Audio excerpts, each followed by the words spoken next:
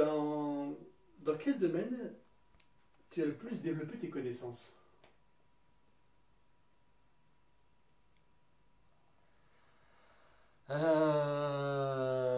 Dans quel domaine je pense que c'est plus dans l'écriture et dans le vocabulaire. Je me suis amélioré, on va dire. Je me suis amélioré. Dans les langues étrangères et dans la musique.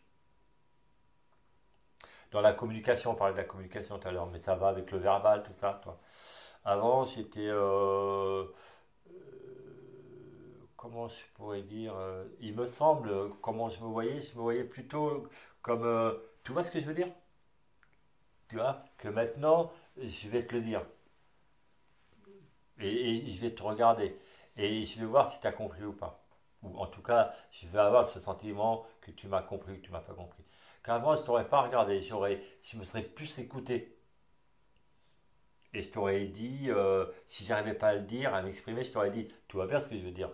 Et toi, par politesse, tu aurais dit peut-être oui, oui, ou non. Et là, si tu disais non, j'étais dans la merde. Mais bon, j'essayais. Que là, non, maintenant, je vais essayer. Ouais, ouais, je crois que c'est là que j'ai fait j'ai fait un effort. Enfin, j'ai évolué.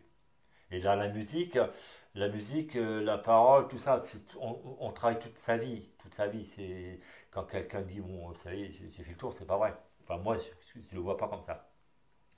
Donc, on évolue. Je joue pas comme il y a 10 ans, mais j'espère que je jouerai pas dans 10 ans pareil que je joue aujourd'hui. J'espère, tu vois. Et le vocabulaire aussi, l'écriture aussi. J'écris beaucoup, chose que j'écrivais pas avant. Et je suis plus à l'aise d'écrire sur un clavier que écrire sur un stylo. La crampe de l'écrivain, là, ça me fait chier.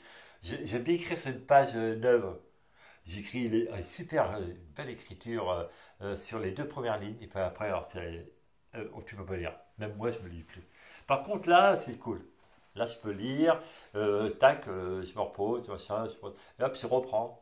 Par exemple, quand je faisais les quarts de nuit sur des bateaux, ben, je passais souvent des parts de nuit là-bas. J'ai eu un moment très fort à un moment donné j'allais à Gibraltar en bateau. Je suis parti d'ici. En fait, j'ai fait un beau voyage. J'ai fait un beau voyage parce que j'étais allé à Gibraltar.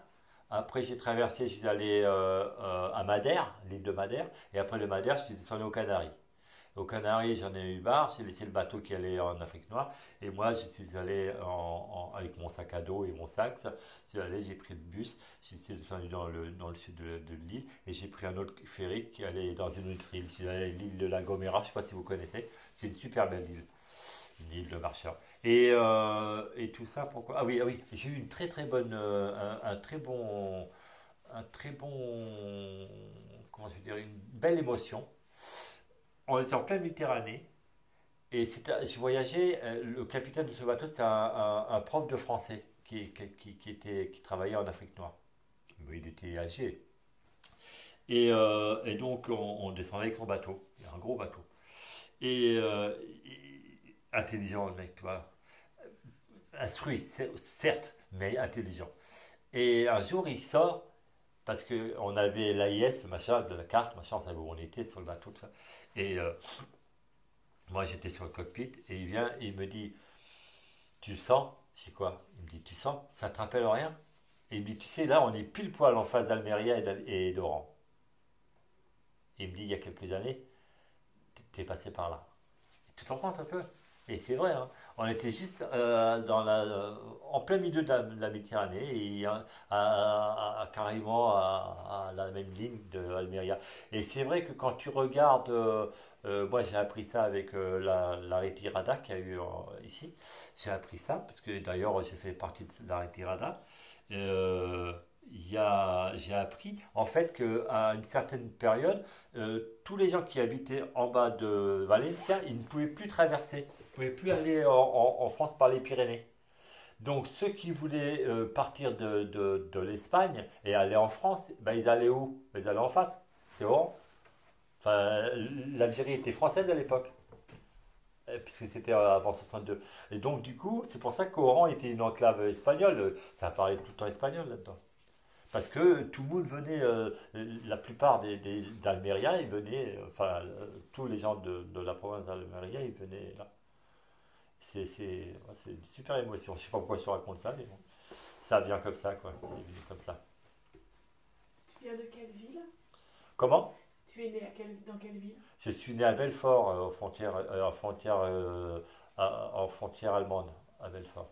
Et quand tu as vécu en Algérie, À Oran, tu étais à Oran. ouais, Oran, le berceau du rail.